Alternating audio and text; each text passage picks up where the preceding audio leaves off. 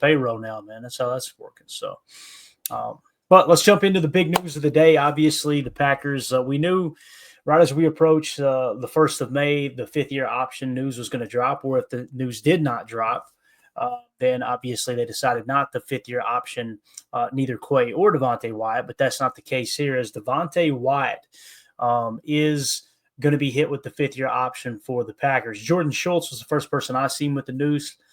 He actually DM'd it over, said the Packers are exercising the 5th-year option on defensive tackle Devonte Wyatt, locking in a guaranteed $12.9 million for the 2026 season. The number 28 pick in 2022 has totaled 12 sacks in 3 seasons with Green Bay. Now, you see those numbers, you think that's really bad. When you're playing defensive line in a 34 front, you got to throw the sacks out the window, right? Now, last year, obviously, he led all interior defensive linemen, defensive tackles on the Packers with sacks with 5.5, but we'll kind of dive into everything. Before we get into some of the PFF grades and the numbers and the contract comparison, all that stuff, Jacob, how do you feel about Devonte Wyatt here with the 5th-year option at $12.9 million? On the surface, you go, man, that seems like a little bit of money there, but when you look at it comparatively across the league, obviously it's not as bad as you think. Yeah, definitely. And you guys know me, I'm the cheap guy. So if I thought this was a bad deal, I'd have no problems telling you right now. I just think Devonte Wyatt is ascending still. And that obviously you look at those numbers, like you said, do I wish they were better or more impressive? Obviously, yeah. But like you said, that's just not how it works sometimes when you're in that 3-4 front, especially when you're part of the hockey rotation that we kind of have had, especially when he was in his younger years. And obviously, I think that he's a different type of player. He's not exactly the type of D tackle that should dictate, right, top 3 type money, but he is a real good pass rushing D tackle that I think, again, is going to have his best football still in front of him. So I got no problems with it. Yeah, same here. Pretty much, you summed it up for me as well. And we'll dive into all the numbers, all the analytics and everything in just a second. Eric Snyder became a member here on YouTube. Appreciate the support, Eric. Just want to let you know, too, though, we would rather you join the Patreon group, which you can get to the QR code in the upper right, or just go to patreon.com/PackerFan Total Access. The reason being is you get a lot more bang for your $3 buck there. It's about the same as getting a YouTube membership. This article we're covering here, you get content pretty much daily. We'll have our Chalk Talks in there. We'll have Chalk Talk episodes breaking down a tape from last year. It's going to be kind of the hub for PTA in the 2025 Green Bay Packers season. Again, if you'd rather support on YouTube, we greatly appreciate that. Just want to let you know that you get a lot more content over on Patreon for sure. But thank you so much for the support. We appreciate it. Chris Casual N says Wyatt needs more snaps, all caps. I agree with that. We know that this is a Matt LaFleur thing. They tried to blame it on Mike Pettin. They being the fans, us, we tried to blame it on Mike Pettin.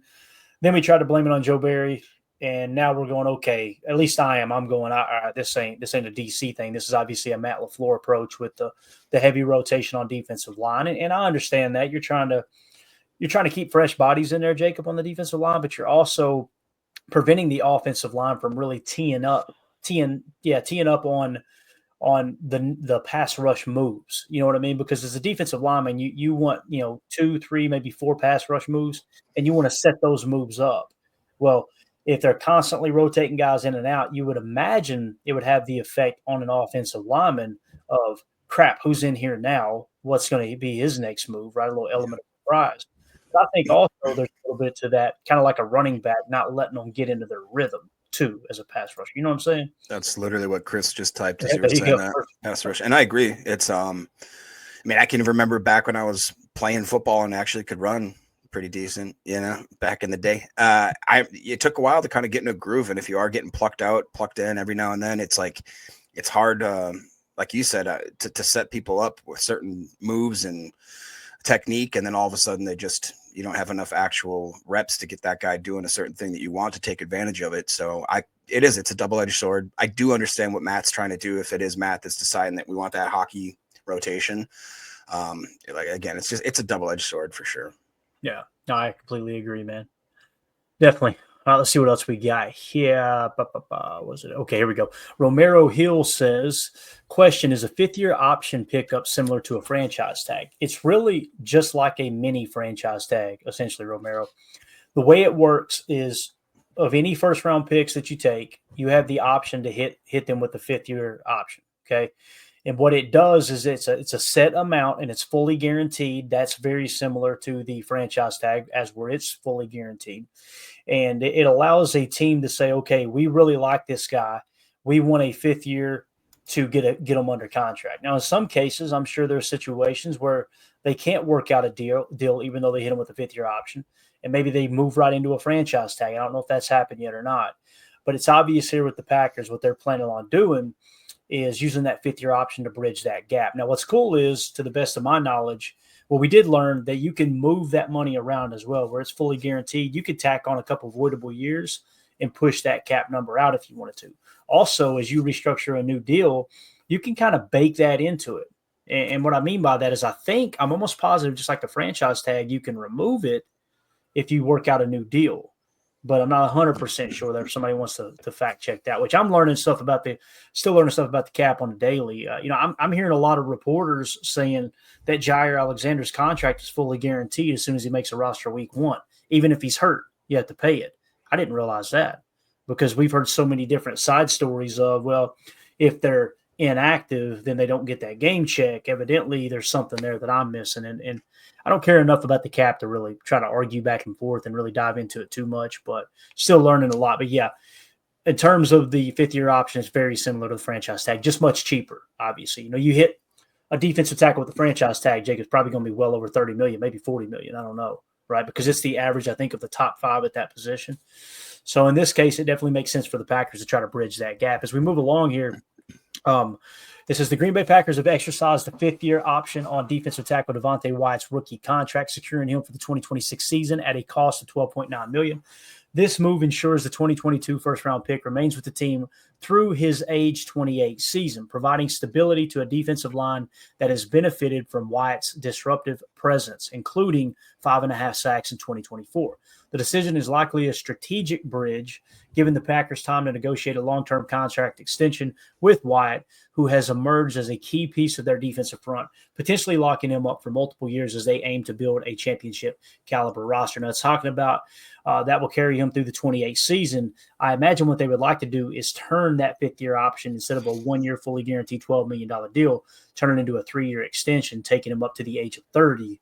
And then you can kind of see how everybody feels. And we all know a 3-year extension really means a 2-year extension, right?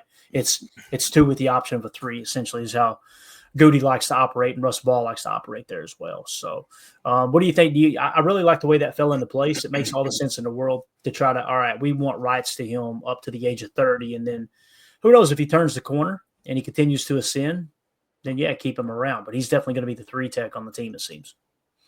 Yeah, and I think it's smart, especially with, losing Slayton.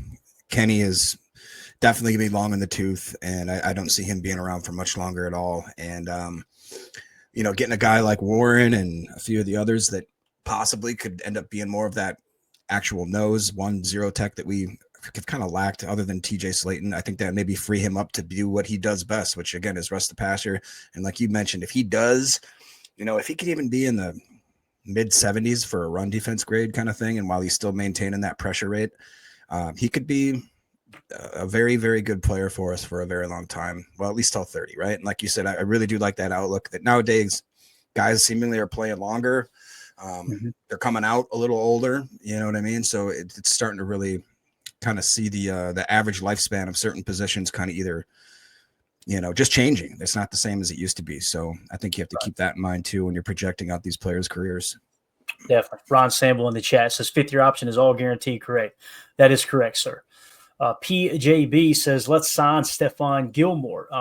You guys know how I feel about signing players and re-signing players for the right price. Absolutely. But the question is how much, right? And Stephon Gilmore, in my opinion, his best football is way behind him. So now you got to ask yourself, who are you taking off the field in that cornerback room? Are you going to stunt Carrington Valentine's growth, who took a huge step last year, in my opinion? Do you stunt his growth to get him on the field? Do you stunt Keyshawn Nixon's growth? I mean, the reality is this is only his, 2nd or 3rd year as a starter, and then playing outside corner last year, which I imagine is where he's going to be this year, is where he played his best cornerback. So do you take him off the field and put Stephon Gilmore on there for 1 year? For me, on the surface, PJB, I would say no. But again, for a veteran minimum, there's no harm in that either, I don't think, Jacob. But That's kind of how I feel about that. J. Cole says Kenny at 1 tech and Wyatt at 3 tech.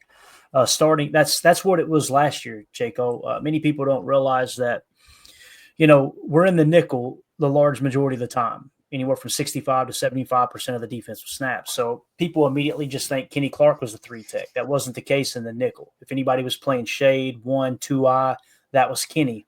And Devonte Wyatt was playing that 3 to 4 eye tech, right? Which is a 3 tech is what we talk about. So now TJ Slayton in the base defense would come in and play the nose. He would play the 1, and then that would kick Kenny to a 3, right?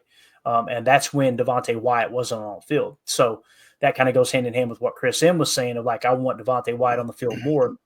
I think what comes into play there, not just the hockey rotation, to kind of go back to what Chris said based off what J. Cole kind of brought up here, is Devonte Wyatt's got to improve his run defense, man. He's got to, if you want him in that base package on the field, I think that's really what that comes down to, because essentially what you're going to have is 2 big bodies in the middle and 2 edge defenders, and there might be a situation where you play a run heavy team where you put 3 big guys in there, 1 edge defender, and maybe throw a Sam on the line of scrimmage if you're worried about them play action, out of that look too. So let's see here. Ben Holden says Packers now have 3 defensive tackles from Georgia. That's wild, man, with Nazir Stackhouse. All right. And Jacob, I believe Nazir Stackhouse actually won 2 national championships with Georgia, if I understood correctly. So it's a guy who's played a lot of football. If you can get over the narcolepsy, man, I don't mean to laugh because I know it's a medical condition, but it's just the thought of a guy falling asleep on the bench and it not being because he doesn't care is just wild to think about. Hey, get your ass in there. Wake up. Hey, let's go. Come on, get in. Like, what are you doing? He said it was so many times. He's like, man, I just had to bang out a nap real quick and then get back in. Yeah, that I can't imagine playing professional sports with that type of medical issue. Which more props to him for getting this far. And I think there honestly could be a sneaky need for him on this 53-man roster if he outplays a few guys. Like your Woodens and your Brooks. As much as I love them, they're on the chopping block now. They just simply are. And if he comes in and is able to, so what it would be Wyatt, is it Warren Brinson and Nazir would be the 3 from Georgia, right? Yeah. Okay. Yep. Yeah. Brinson's very interesting as well, man, for sure. Yeah. So Deadfish says, I'm not surprised with Wyatt getting the 5th-year option, especially after we bypassed defensive tackle early in the draft. It's a great point, Deadfish. And I was already screaming he was going to get the 5th-year option even before the draft, and I was hoping they would take a 3 tech. Because I'm telling you, man, you can't have too many 3 techs. You look at all the good teams across the league, they've got a dominant 3 tech. And if you're not 110% sold on Devonte Wyatt being that dominant 3 tech, that Jalen Carter, that Aaron Donald type, which I think we would all agree he's not at that level, then you better keep swinging until you get one, So, but who knows, man? Maybe he'll step right into that role, take a step forward this year, finish with 8 or 9 sacks, and be a dominant force. I hope it works out for sure, man. One of my favorite plays from last year was that fumble recovery against Jacksonville where Edgerrin Cooper strip sacked Trevor Lawrence, and there's a big offensive lineman just rumbling over. He's going to jump on the ball, and Devonte Wyatt just, creams him out of the way and lands on the ball. That was a great hustle play there. I think he plays the game the right way for sure. Josh Martin with the super chat. Appreciate it, buddy. Says Clayton, they order your donuts? Yeah, there it is. So obviously me and Chris N had a bet here that the bet was I thought they would 5th-year option at least one of the 2 in Quay Walker or Devonte Wyatt, and I've been pretty vocal. I didn't see them doing Quay Walker simply because you got a lot of edge defenders at linebacker that's going to spike that price up on him, and him playing strictly stack backer. I know he rushes from time to time, but he's a stack backer in Jeff Hafley's defense and the way Matt LaFleur is utilizing him under multiple defensive coordinators now. I just thought Devonte Wyatt, they liked him a lot. And the reality is pass rush is king, especially in Green Bay. That's what they want. And he's the best pass rushing interior defensive tackle. So here's what we did. Chris Ann reached out to me, a man of his word. He's like, hey, where do you want those donuts sent to? We're going to do the donuts as a giveaway one night, Jacob. So we're going to do some kind of contest, something we'll put together and get creative with it. Maybe Chris can help me. Maybe that can be a part of the punishment there, Chris, is you help me put together a creative way to give these away, but we'll just have some donuts shipped right to somebody's door from Krispy Kreme. So, yeah, but appreciate the super chat, Josh. You're the man. H.E. Soder, Wyatt was better in the 4-man front. I would agree with that, Jacob, because it fits what he does, pin your ears back and go. And there was definitely more of that rather than 2 gapping last year. Although there's still two gap. It depends on what the offense is running. But I do think he fits the 4-3 a little bit better, don't you? Yeah, I do. And I just think as we surround him with more and more better talent, that he has the ability to really kind of break out and show what he's capable of. Like you said, him taking two gap, and it's not ideal. He's not necessarily that type of D tackle that's going to just be eating those up and, like your Pat Williams, Kevin Williams type. He's more of the rush the quarterback guy, so I want to see him be able to utilize his strengths in the best way possible. And I think that's with the 4-3. Definitely. Donovan in the chat says, I can't remember being more excited for a draft pick than I am for number 99, Sorrell. Could not agree more. We were in the bowl. We were in Lambeau watching the draft when they made that pick. And to see him come out from backstage and actually be at the draft and to experience that with other Packer fans in Lambeau Field was really, really cool. Now, we had already headed out of the stadium and done some other stuff by the time he did his Lambeau leap, or else we would have been right there with it, which would have been really, really cool. I almost wish they would announce stuff like that so you don't miss out on it, But, yeah, I'm with you, man. Sorrell is one of those guys for me that I'm very excited about, Jacob. When you turn on the tape with him, man, and we had him – I want to say we had him in the 140 or 120-ish spot, somewhere around there. I feel like I haven't looked at the board in 6 months, but I know – I'm very excited to see what Sorrell can do because he plays the game the right way, and his tackling ability is really what sticks out to me on the tape, man. Yeah, definitely. Physically and all that, he checks the boxes. I think that more than anything, again, you guys hear me talk about it all the time. If there was a measurable for being a Packer guy, it sounds like he is just the epitome of a Packers guy. The locker room comes from a good family. It seems like, wants to be involved in the community. Obviously, you saw what he did, being willing to stick around for day 3. When obviously, it's not easy to do, man. You've seen all these egos. You've seen what the other side of that spectrum can look like when guys are just clearly just worried about themselves and what their, headlines are going to read and all that kind of stuff. So I'm excited as well. And also, is it for sure he's wearing 99? He is, yes. I love that. I love that. That's a sick number, dude, for a big. Yeah. I mean, that's 99 just looks like an ass kicker number. You know what I mean? When you see somebody wearing 99, it's like, yeah, they're maxed out. Let's go.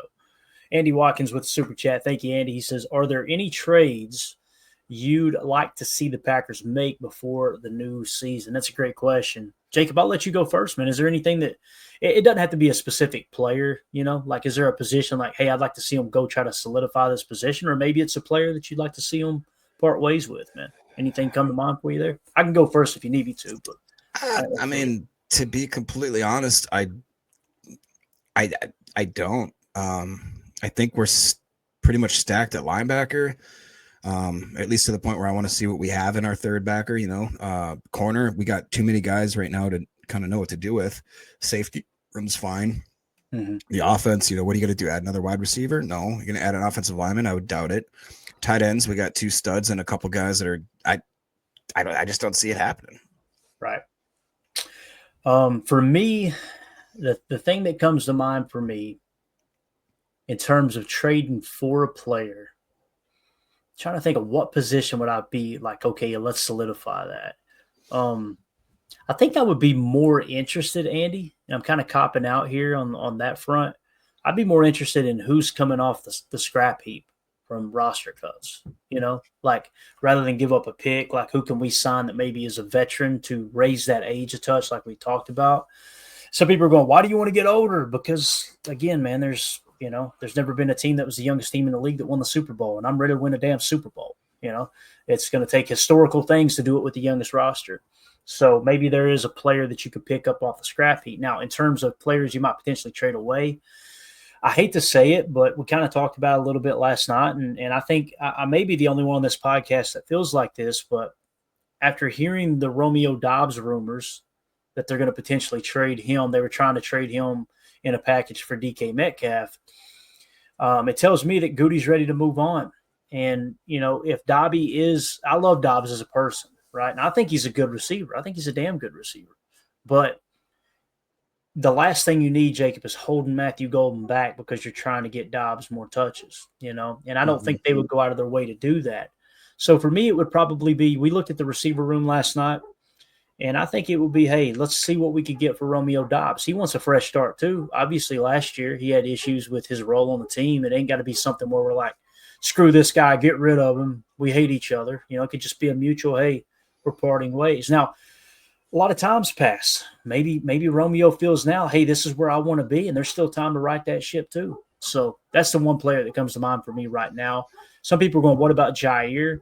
Yeah, if you can't reconcile everything to a T to where he can play and be effective for the team, I'm okay with trading him away too. But me personally, I think that both sides are kind of coming to a realization of, you know what, maybe it is best that we kind of keep this thing together for at least another year, because the trade value isn't there for the teams. The contract value isn't there on the market for Jair, according to the reports we've heard. So, yeah, hopefully that answers your question, Andy. But I'm more of a, once you get past the draft, not really too interested in trades. Let's just kind of get these guys trained up and let's hit the ground running.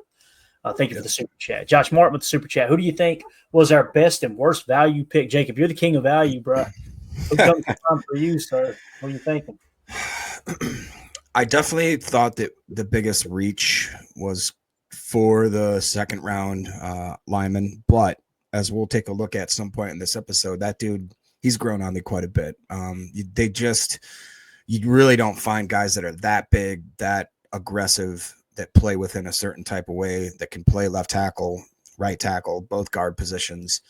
I think we had, or most people had, like a third or fourth round projection on him, and we took him in, mid to late second, which I don't think it's that much of a stretch anymore, especially because like what happened in Philly, we fell apart once we lost a few key components. And then as soon as we got bowled over in the trenches, that game was done. And we were, when it basically was when Elton went out, we were kind of we were screwed, and we just didn't have enough depth, enough rotation. We talk about it on the D-line about how they want that hockey rotation. I think Matt LaFleur wants to have a solid amount of guys that can step in, worst case scenario, that are absolute movers. And Belton, I think, fits that bill. As far as the best value, people might think I'm crazy, but man, Oliver's starting to really grow on me. When you watch, I don't know, I think it was Baldy or somebody put together like 10 clips. And what was more impressive is half of them were him coming off the edge, and he can bend really well, and he's really fast. And then the other half was him playing off stack backer, playing really well, like diagnosing runs, diagnosing schemes. He's absolutely shot out of a cannon, like Coach Len just said, and he's really good at avoiding blocks. He honestly reminded me a lot of watching Edger and Cooper, which is pretty insane to think if we had two guys that were like that. And again, he's not super small, but what is he wearing, like 6'2", around 250-ish or something like that, I think. Yeah. But I'm telling you, under 250, I think. But yeah, the threshold control freaks out there are losing their mind right now. Yeah. Yeah, but he seems like he can get under, and when he bends, he can get under a lot of those bigger tackles, and I think he said, he even made the caption, he goes, not since Clay Matthews have they had a more multi-diverse pass rusher that can do a lot. I was going to say that. I was going to say he kind of, when I turn on the tape, he reminds me of like a poor man's Clay Matthews. And what I mean by that is obviously he's a later pick. What was he, the 5th round? Am I thinking right? I think so. But he's a guy that you can kind of use him as a hybrid, and maybe you put a package or two together where he comes in and kind of plays that hybrid role. You don't know if he's blitzing. You don't know if he's dropping. Halfley loves a fire zone blitz, at least last year. He may switch it up this year. We'll see. But yeah, I'm with you on Colin Oliver. I think that's a very, very interesting pick. And just so everybody knows, Anthony Belton is wearing 71. Matthew Golden's wearing 22. Savion Williams is wearing 83. Sorrell is wearing 99, like we talked about. Oliver is wearing 45. I like that as a backer number too. I think it's a solid number. 91 is going to be Brinson. Okay. 26 is Micah Robinson, and then 73 is going to be John Williams, the offensive lineman. Now, when you talk about Anthony Belton, the thing that we're supposed to be talking Devonte Wyatt right now, but listen, I'm going to honor the super chats. I appreciate y'all donating to the channel. We'll talk about what y'all want to talk about. With Anthony Belton, it kind of feels like, Jacob, now I could be wrong, man. It kind of feels like he's our left tackle of the future. Now, you know how Matt LaFleur operates. It's all about getting the best 5 out there. And I like Rasheed Walker, and I don't think there's been a better pick in terms of a 7th rounder who's given us so much value. He's a great pass blocker. He's kind of an average run blocker is what it comes down to. Well, with Belton, I think he's a much better run blocker, at least on the tape, and it's college. We'll see how it transitions to the pros. I think he's a much better run blocker than Rasheed Walker. Maybe not quite as good of a pass blocker, but who knows, man? Maybe by year 2, he can step into that role. And what this does is it kind of prevents you from paying Rasheed Walker. And the other thing to think about is you got Jordan Morgan at right guard, right? He played left tackle his entire career till he got to the league. Now, I've heard a lot of people, Jacob, say that they think Anthony Belton's going to play guard and Jordan Morgan's going to compete for left tackle. And that may be the case. I have no insider information, but me personally, I kind of feel like why not let Jordan Morgan really settle into right guard and try to take that job from Sean Ryan? Now you got a former starter as the backup. That solidifies that. You got Anthony Belton who can play, like Goody said, he can play left tackle, left guard, right tackle. They feel very, very confident he can play that. He's got the body size to do it all. Let him kind of be that swing tackle, And then, of course, John Williams. Who knows? John Williams may come out and ball out and be better than both those guys. It's a 7th-round pick. I have a hard time believing it. But my value pick, though, would probably be Belton, simply because in terms of value, and I know a 2nd-round pick doesn't sound like great value, but if he is able to step in at left tackle next year and prevent you from paying Rasheed Walker $20 to $40 million a year, that's great value, So that's kind of how I see that. Thank you for the super chat, Josh. Let's finish up this Devonte Wyatt talk real quick. Excluding his contract, his current 2025 contract, the 1-year extension places him as the 24th highest paid defensive tackle in the NFL in average annual value from the 2026 season. What I mean by that is forget that 1 year left on his deal. Let's talk about the 5th-year option, okay, that 12.9 or whatever it is. If you look at the top paid players in terms of average annual value, this is what they're getting paid at defensive tackle: $31.7 million, $27.5, $24.2, $24, $24, $23.5, $23, $22.5, $21.8, $21.3, $20.7, $20, $17.7 are the top 14 defensive tackles. Okay, and I mentioned that because Devonte Wyatt is gonna. I want to say he finished. I had the ranking there: 24th highest paid defensive tackle in 2026. Now that's before you potentially work out a contract extension where that number may drop. It may blimp a little bit, but as it sits right now, that's why that 5th-year option is so important and why teams typically would try to trade into the bottom of the 1st round so they can at least have that opportunity if they do hit on that pick. It also goes on to say Wyatt led the Packers defensive tackles in PFF grade with a 66.4, placing him 37th in the NFL. Okay, so he was the 37th highest rated defensive tackle across the entire NFL according to PFF. People see that and go, "Whoa, that's bad." I don't think it's bad. If you're in the top 64, then you're starting caliber, in my opinion. Well, you're 37th. You're on the cusp of being that number 1 defensive tackle on one of the 32 teams. Is kind of how I see that ranking. Now, his pass rush grade was significantly better at a 71.4, which is what he does well. So when you look at our defensive tackle room from a PFF standpoint, and again, I always put this out there, we don't think PFF is everything. All right. It's a metric we can use, and along with pressure percentage over at Next Gen Stats and sacks and whatever else, EPA allowed, all that stuff that you run stops, whatever. But Devonte Wyatt led the team at 66.4. Then it was Carl Brooks at 61.8, who is returning this year. Kenny Clark at a 60.0, who's returning. And then Kobe Wooden a 50. Nesta Jade Silvera at 44.2. And then you've also got James Esther. You got the rookie Warren Brinson, and you got Keith Randolph Jr. on the team as well. So when you look at that, PFF-wise, Jacob, he's hands down the best defensive tackle we had last year if you're just strictly going off of PFF. If you go off pressure percentage, it's Devonte Wyatt. If you go off of sacks, it's Devonte Wyatt. So I think it's a good move with the 5th-year option. So Wyatt, whose strength is rushing the quarterback, finished the season with 5.5 sacks, ranking him tied for 22nd most amongst defensive tackles in the entire NFL. Right? We see 5.5 and go, whoa, that's a bad year. Well, look at the rest of the defensive tackles across the league. 22nd, but he's the 24th highest paid in terms of average annual value with that 1 5th-year option in 26. Tells you it's pretty good value. It's right on par with what he should have been paid, So I feel a lot better about it in that regard. Anything else you want to add to the Devonte Wyatt talk before we move on? No, it's just when you had that list of the guys, the top, whatever it was. Yeah. Top 14 D tackles.